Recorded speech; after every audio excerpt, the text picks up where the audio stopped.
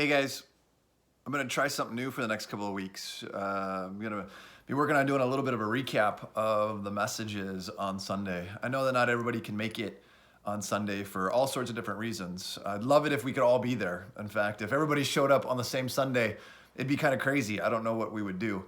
But I wanted to give a little bit of insight into the message to keep the conversation going throughout the week. Our hope is that as a church that we're following along with the messages. In fact, we've given out all the information to our life group leaders. If you're part of a life group, the challenge is to be ahead of the message. So you're studying the week prior the message that's going to happen on that Sunday. So you're ahead of the messages.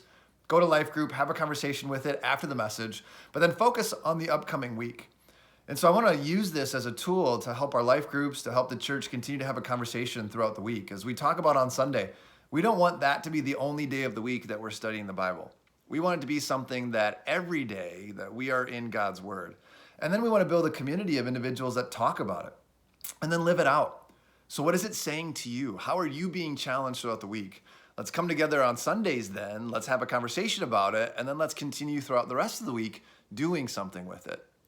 And so yesterday we had quite a snowstorm, and there were a number of individuals that couldn't make it and be with us in person, but we were together. There were quite a few people that joined us online, and so we were still together as a community.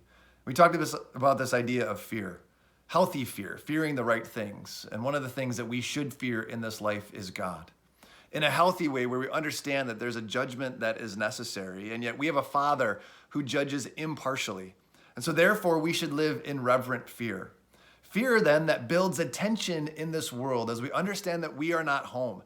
This is not the place that we're supposed to be comfortable in.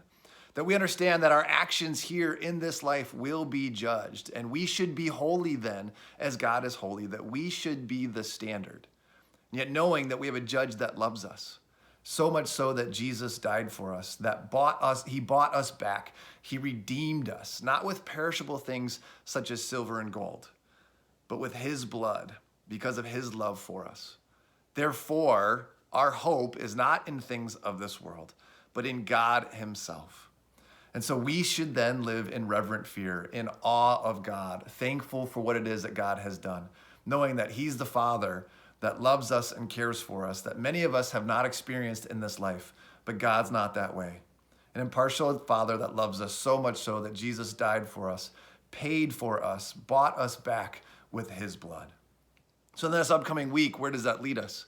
As we live in reverent fear, as we live in tension with this world, as we make sure that we don't become comfortable, how then should we treat people around us? And that's the next part of the conversation.